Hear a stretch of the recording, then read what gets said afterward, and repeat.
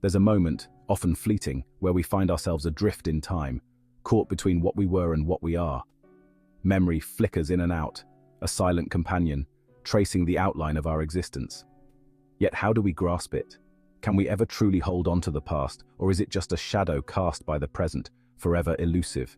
The human mind, intricate and vast, is a collector of moments, of glances, whispers, touches. These fragments, both fragile and profound, shape who we are.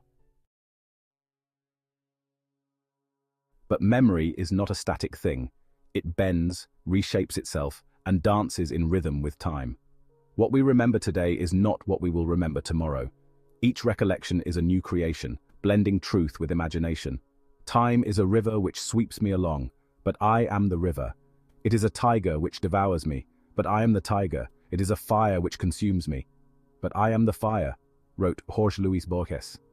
This line doesn't just capture time's relentless flow, but speaks to our entanglement with it. We are not passive observers in time's current. We are woven into it, inseparable from the passage. Time doesn't merely carry us forward, it layers us with experiences, impressions, and dreams. Every moment lived is a brushstroke on the canvas of memory. And like a painter stepping back to view their work, we look at our past not as it was, but as it appears now. Memory is not a record. It's a story we tell ourselves, a tale shaped by who we've become. Sigmund Freud, the father of psychoanalysis, once described memory as a palimpsest, a manuscript that's been written and rewritten over time.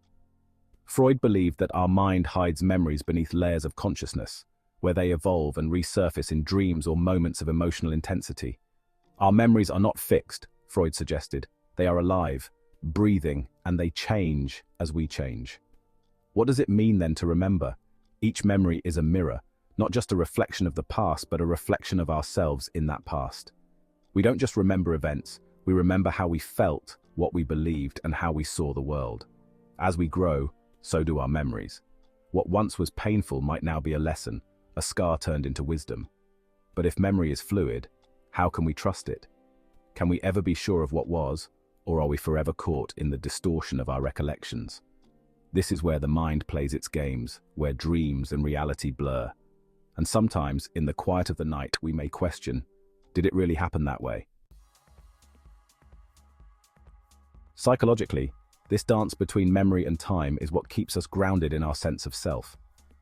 Freud spoke of repression, the idea that certain memories, too painful or too threatening, are buried deep within the unconscious, only to re-emerge in unexpected ways. These hidden memories can shape our actions, desires, and fears without us even realizing it. What we forget is just as important as what we remember. We do not remember days. We remember moments, said the Italian writer Cesare Pavese.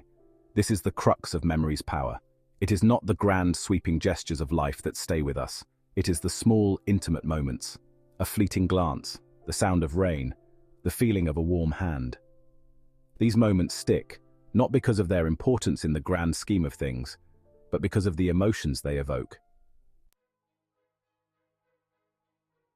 In spiritual traditions, memory is often seen as both a blessing and a burden. In some ways, it keeps us tethered to the material world, preventing us from fully embracing the present. Yet, it is also through memory that we come to understand the impermanence of life. In the Buddhist tradition, memory is part of the illusion, the maya that distracts us from true awareness. The past is gone, they say, and clinging to it only brings suffering. And yet, how can we not cling? How can we not be drawn to the memories that define us, that give shape to the chaos of existence? Memory, for all its flaws, is the thread that connects us to ourselves. It is the proof that we have lived, that we have felt, that we have been. In this way, memory is both a guide and a trickster. It shows us the way, but it also deceives us, leading us to believe in a version of the past that may not be entirely true.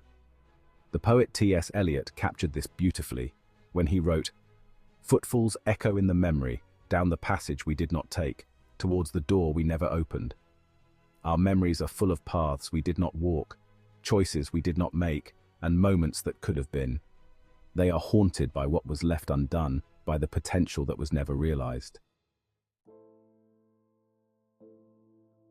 But is that not part of the beauty of memory? It is not just a record of what was, it is a map of what could have been. It allows us to dream, to imagine a different past, to reshape the narrative of our lives in ways that offer meaning and insight.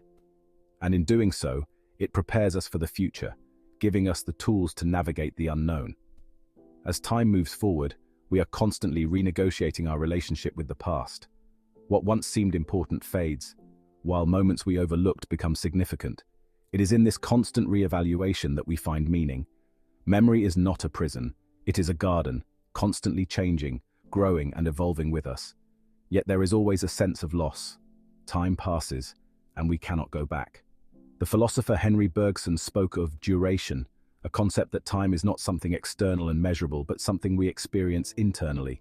It is fluid, not broken into past, present and future, but an ongoing flow. Our memories are part of that flow, shaping our perception of reality. We long to capture time, to hold on to it, to keep it from slipping through our fingers. But time, like water, flows where it will. And memory, like a reflection on the water's surface, is ever-changing, never fixed. What we see in one moment will be different in the next. But this doesn't diminish the power of memory. It enhances it. For it is through memory that we understand the transience of life. And in that understanding, there is a kind of peace. The moments we cherish, the people we love, the experiences that shape us, they are all temporary, but that does not make them any less meaningful. In fact, it is their very impermanence that gives them weight. There is a Japanese concept known as mono no aware, the awareness of the impermanence of things, and the gentle sadness that comes with it. It is the recognition that all things must end, that time will take everything from us, but that in this loss, there is also beauty. Memory, then, becomes a way to honor that beauty, to hold on to it for just a little longer, even as we know we must let it go. And in letting go, we open ourselves to the present. For while memory connects us to the past, it is the present moment that holds the greatest potential for transformation. The spiritual teacher Eckhart Tolle writes, "Realize deeply that the present moment is all you ever have. Make the now the primary focus of your life." In this light, memory is not a place to dwell, but a bridge to understanding the importance of now. Yet even as we focus on the present, memory continues its quiet work in the background. It shapes our perceptions, our reactions, and our understanding of the world. We cannot escape it, nor should we want to. Memory is not just a record of what was, it is a part of who we are. As we journey through life, our memories will continue to shift and change. They will fade, resurface, and evolve, just as we do. But in those memories, we will always find pieces of ourselves, pieces that remind us of where we've been, who we've loved, and what we've learned. The past is never dead. It's not even past, wrote William Faulkner.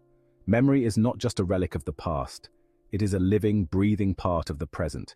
It is with us always, shaping our thoughts, our actions, and our dreams. In the end, memory is both a gift and a mystery. It is a reminder that we are part of something larger than ourselves, part of a continuum of time and experience that stretches beyond what we can see or understand. And while we may never fully grasp its nature, we can learn to live with it, to cherish it, and to let it guide us gently into the future.